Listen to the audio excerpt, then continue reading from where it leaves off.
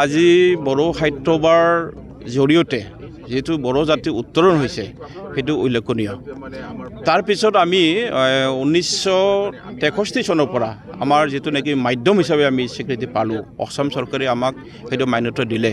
কিন্তু আজিৰ দিনত অলপ চ্যালেঞ্জ আহিছে। চ্যালেঞ্জটো সেইটোৱে যে আজি বড়ো মাধ্যমৰ যিবিলাক মানে কি বিদ্যালয়, এই বিদ্যালয়ৰ ছাত্ৰ ছাত্ৰীৰ সংখ্যা যথেষ্ট কমি গৈছে।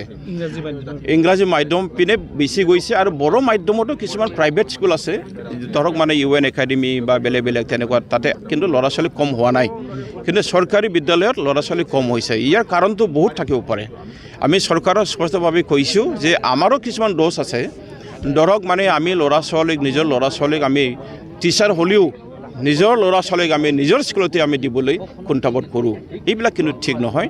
আৰু বাকীখিনি হ'ল যে আমাৰ যিবিলাক চৰকাৰৰ দায়িত্ব আছে, ধৰক টিচাৰ দিয়া, কিতাপ দিয়া, ইনফ্ৰাষ্ট্ৰাকচাৰৰ কাৰণে কাম কৰা, এইবিলাক আমি চৰকাৰৰ ফালৰ পৰা কিছুমান মানে অৱহেলা কৰাটো আমি দেখিবলৈ পাইছোঁ। আৰু স্পেচিয়েলি আমি এটা কথা ক'ব লাগিব যে মই বাৰে বাৰে কৈ আহোঁ, মানে কেতিয়াবা মই কৈছোঁ যে অসম চৰকাৰে আমাক কেতিয়াবা মাহী আয়ৰ দৃষ্টিৰে চায়। বড়ো মাধ্যমৰ ক্ষেত্ৰত কিন্তু আসাম চৰকাৰক এই মাহী আয়ৰ দৃষ্টি চোৱাৰ কাৰণে আজি বড়ো মাধ্যমৰ যিবিলাক অৱস্থা, এই অৱস্থা শোচনীয় হৈ যোৱাটো মই নিজে সাধাৰণ সম্পাদক হিচাপে মই স্পষ্টভাৱে কৈছোঁ। যিহেতু মই নিজে অফিচে ঘূৰোঁ, মই কাম কৰোঁ, আমাক কেতিয়াবা এনেকুৱা কৰিব বিচাৰিছে যে আমাৰ ফাইলটো ৰাখি থৈ যায়, কিন্তু বেলেগৰ কিন্তু ফাইলবিলাক ৰাখি নাযায়, থমকি নৰয়। আমাৰ কিন্তু থমকি ৰৈ যায়। আমি এইবিলাক যদি এনেকুৱা কৰি থাকে, চৰকাৰৰ ফালৰ পৰা আমি ক'ব লাগিব যে চৰকাৰে আমাৰ বড়ো মাধ্যমৰ ধ্বংস কৰাৰ কাৰণে পৰিকল্পিত মানে ভাৱে কিছুমান কাম কৰি থাকে। কিন্তু ইয়াৰ মাজতে কিন্তু বড়ো সাহিত্য সভা আৰু নিখিল বড়ো ছাত্ৰ সন্থা আমি দিনে ৰাতি কাম কৰি আছোঁ যে বড়ো মাধ্যম আমি কেনেকৈ আকৌ পুনৰুজ্জীৱিত কৰিব পাৰোঁ। আমি সেইটো কাৰণে BTC চৰকাৰকো অনুৰোধ কৰিছোঁ আগতেও, আৰু আসাম চৰকাৰক বাৰে বাৰে আমি কৈ আহিছোঁ। এইটো কাৰণে 2020 চনত যিটো নেকি BTR চুক্তি হৈছিল, ইয়াৰ 6.3ৰ যোগেদি বড়ো মাধ্যমৰ কাৰণে কাম কৰিবৰ কাৰণে কিছুমান মানে ক্লজ আছে, দফা আছে, এইবিলাক কিন্তু কাৰ্যকৰী কৰা নাই আসাম চৰকাৰে। আমি কিন্তু দাবী কৰি আহিছোঁ আৰু কৰিবই লাগিব চৰকাৰে। আৰু বড়ো মাধ্যমৰ কাৰণে আমি জীয়াই ৰাখিবৰ কাৰণে আমি যি কৰিব লাগে তাকে কৰিম। আৰু আমি সেইটোও জানো যে বড়ো জাতিৰ মাজত যেতিয়া মাধ্যম নোহোৱা হ'ব, বড়ো জাতিৰ যিটো নেকি জাতীয়তাবাদ সেইটো নাইকিয়া হ'ব। বড়োসকলৰ মাজত এতিয়া যিবিলাক টিচাৰ হৈ পেলাই চাকৰি কৰি পেলাই আৰ্থিকভাৱে উন্নত হৈছে, সেইটো কিন্তু এটা সময়ত নাইকিয়া হ'ব। সেইটো কিন্তু আমি গম পাইছোঁ আৰু আমি সেইটো হ'বলৈ নিদিওঁ। নিজৰ মাতৃভাষা জীয়াই ৰখাৰ কাৰণে সৰ্বসাধাৰণ ৰাইজক আপুনি কি আহ্বান জনাব? আমি ৰাইজক আহ্বান জনোৱাৰ লগতে আমি চৰকাৰতো আহ্বান জনাম। চৰকাৰক কৰিবলগীয়া বহুত আছে। টিচাৰ দিব লাগে, য'ত নেকি 2জন টিচাৰ লাগে তাত 1জন টিচাৰ আছে। য'ত নেকি বড়ো মাধ্যমৰ টিচাৰ দিব লাগে তাতে অসমীয়া মাধ্যমৰ টিচাৰ দিছে, যোনে নেকি বড়ো নাজানে। এনেকুৱা দিয়াটো ঠিক নহয়। 2013ৰ পৰা আজিলৈকে আপোনালোকে আচৰিত মানিব, 2013ৰ পৰা এনেকুৱা স্কুল আছে য'ত ছায়েন্সৰ শিক্ষক নাই, মেথামেটিক্সৰ শিক্ষক নাই। এনেকুৱা পৰ্যায়ত আপুনি কেনেকুৱা গাৰ্জেনক আপুনি মানে এনেকুৱা কম যে আপোনালোকে ল'ৰা ছোৱালীক চৰকাৰী মাধ্যম বিদ্যালয় দিয়ক। আমি গাৰ্জেনকো অনুৰোধ কৰিম, কিন্তু চৰকাৰকো আমি একেলগে অনুৰোধ কৰিম, দাবী কৰিম। এই ক্ষেত্ৰত কিন্তু চৰকাৰৰ দায়িত্ব আছে।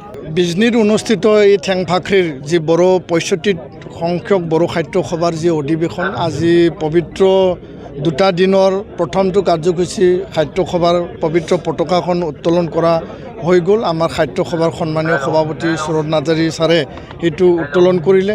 আৰু এই সন্ধিখনত মই বড়ো সাহিত্য আৰু বড়ো ভাষাৰ কাৰণে যিসকলে জীৱন ত্যাগ কৰিলে, বিনেশ্বৰ ব্ৰহ্ম, বিহুৰাম বড়ো আৰু আন যিসকল, তেওঁলোকক মই ঈশ্বৰৰ ওচৰত তেওঁলোকৰ চিৰশান্তিৰ বাবে মই প্ৰাৰ্থনা জনাইছোঁ।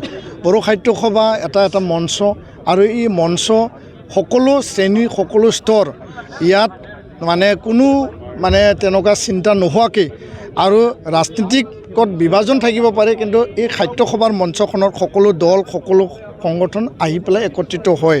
আৰু এইটোৱে এটা বড়ো জাতিৰ এটা মহান আদৰ্শ যে আমি জাতিটোৰ কাৰণে, ভাষাৰ কাৰণে, সাহিত্যৰ কাৰণে, আমাৰ বড়ো মাধ্যমৰ কাৰণে, আৰু বড়ো সাহিত্য সভা যিহেতু এটা গাৰ্জেন, এটা মানে অভিভাৱক সংগঠন, এই অভিভাৱক সংগঠনৰ মঞ্চত আহি জাতিক আগবঢ়াই নিয়াৰ কাৰণে আমি সদায় ঐক্যবদ্ধ।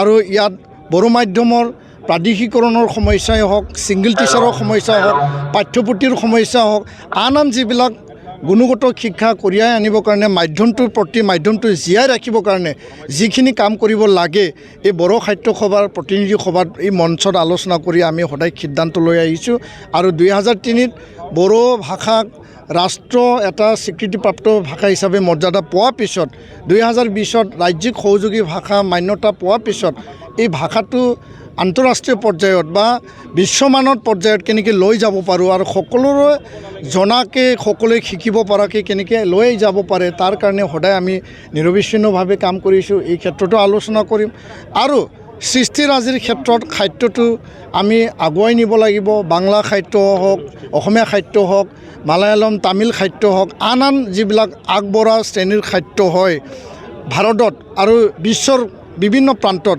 সেই একে শাৰীত বড়ো সাহিত্য সৃষ্টি আমি লৈ যোৱাৰ কাৰণে আমি আলোচনা কৰিম আৰু এই সাহিত্য সভাৰ মঞ্চখনে সদায় আমাক এটা দৃঢ় নিৰ্ণায়ক ভূমিকা প্ৰদান কৰিছে আৰু তাৰ কাৰণে সাহিত্য সভাৰ সকলো সংগঠনৰ কৰ্মীসকলক মই ধন্যবাদো জ্ঞাপন কৰিছোঁ। যিকোনো খবৰৰ বাবে যোগাযোগ কৰক আমাৰ এই নম্বৰত 9181 307 2221।